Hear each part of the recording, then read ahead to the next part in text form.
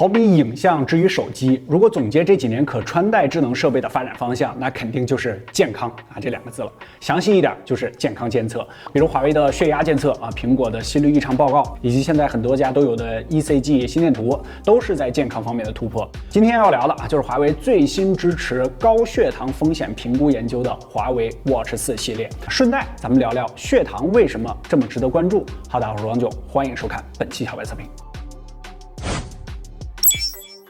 如果说还有什么是可穿戴设备还没有突破的检测方向啊，那可能就是血糖相关了。毕竟血糖可能已经成为当代中国人最需要关注的健康指标之一了。手表你看一下官网，可能已经很了解了啊。咱们先来聊聊血糖为什么这么重要。首先，血糖最能够直接反映的问题啊，就是我们都很熟悉的糖尿病。其实糖尿病最大的问题并不是血糖过高本身，而是它的并发症，比如我们之前经常提到的高血压，它的诱因之一就是糖尿病。除此之外，糖尿病还容易诱发其他心血管疾病啊、肾病、视网膜病变等等等等。对全身的健康都有影响，还有那么多更危险的病症，为什么糖尿病更值得关注啊？这就是糖尿病的人群太广了。根据中国2型糖尿病防治指南内的权威数据啊，我国18岁以上人群的糖尿病患病率就达到了11.2%啊，并且依旧在上升。这差不多意味着啊，这个人群里面啊，有每10个就有1个患了糖尿病。另一项研究报告显示，我国18岁以上的成年人里面，血糖高了，但是没到疾病程度的糖尿病前期人群占比更是达到了35%。这差不多意味着10个成年人有4个在糖尿病前期。更重要的是，许多人每年1次的体检测的都是空腹血糖，而糖尿病前期的症状里有2/3是餐后血糖过高，他们的空腹血糖反而是正常的，这在每年的体检之中啊，其实无法体现。这就是糖尿病最大的风险啊，就是它太过隐蔽了啊！如果不按时测血糖，你很难早发现，并且在前期呢，其实是可以避免发展成病症的，但前提就是早发现、早干预。这就是为什么我们说血糖已经成为了当代人很需要关注的一个指标了。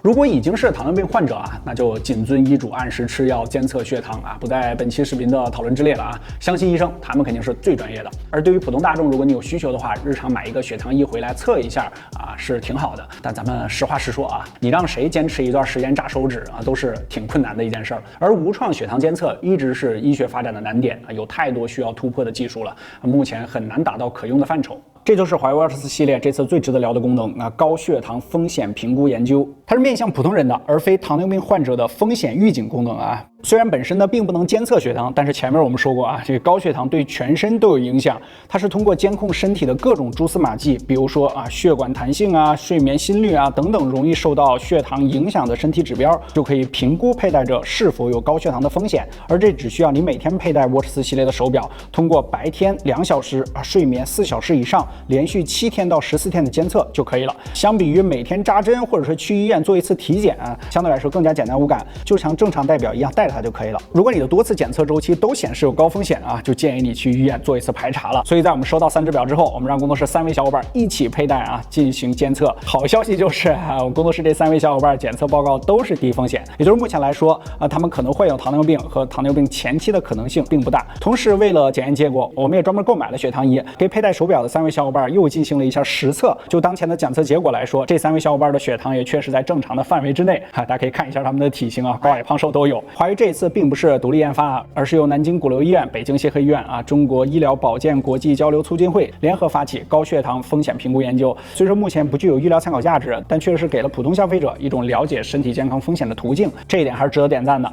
还有一个有意思的点就是新增的一键微体检功能，利用手表自带的各种监测功能相互整合啊，给予用户一个体检报告。操作也非常简单啊，只需要在手表上进入微体检，然后按照指示一步一步操作就可以了。比如我们工作室一位小伙伴，他就提示血管弹性较差啊，最近考虑是不是要体检一下啊？微体检肯定是比不上啊体检机构1年1次的大体检，但相对于1年1度这种频次较低的啊日常更基础的筛查，确实有概率让我们更早了解到自己身体的情况，也能更早做出预判。扁鹊见蔡桓公的故事，应该有小伙伴知道。其他方面，比如 ECG、血氧、睡眠监测这些功能，自然也都没落下。Watch 4系列这次还支持 eSIM 独立通信功能，目前提供1号双终端和独立号码功能。除了能够独立打电话啊，让这个系列的玩法也变多了，比如利用 Pilot Maps 进行导航啊，无需手机就方便步行或者说骑行导航了啊。工作室有喜欢骑车的小伙伴啊，相比于手机导航，这手表更加轻便啊。Pilot Maps 甚至还可以在手表上进行打车啊，只需要开通手机号的免密支付，偶尔用一下还挺方便的。最后咱们再聊一下 Watch 系列手表本身，外观方面有所更新，这次官方叫星球科技美学，6款款颜色代表了6个星球：地球、木星、火星、金星、土星以及月亮。比如我手上戴的这款 Pro 蔚蓝地球，它使用了蓝色的钛合金表壳，这我好像是第一次见。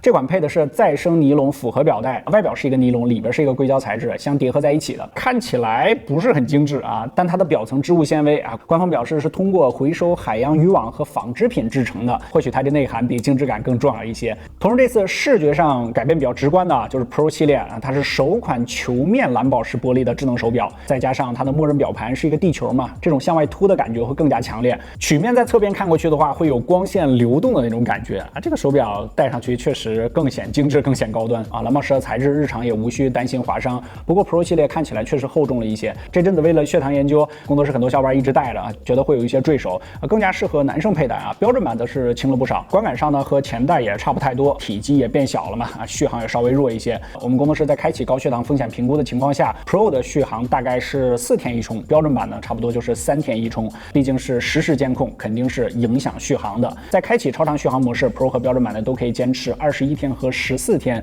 啊，日常使用啊，这个成绩肯定是足够了。实话讲，每一次我们体验华为的智能穿戴产品，总能给我们带来一些新的惊喜啊，就像是之前的血压监测啊，那期视频到现在我都记忆深刻。这一次的高血糖风险评估，这些功能其实都是健康监测里从0到1的改变。这除了华为本身之外，其实也算督促了其他品牌加入这一赛道啊。在未来，华为不一定是做的最好的，也可能做的不是最全的，但现在它确实是开创者啊，值得我们点赞鼓励。这也确实会让更多普通消费者去有机会了解、监控自己的健康情况。这应该也是智能穿戴设备最好的未来，而且它真的是一个实实在在的创新。OK， 如果觉得本期视频对你产生了一点帮助，可否在下方给我们点个赞，特别感谢。更多人精彩的全网搜索观众小白测评，我们下期视频再见，拜拜。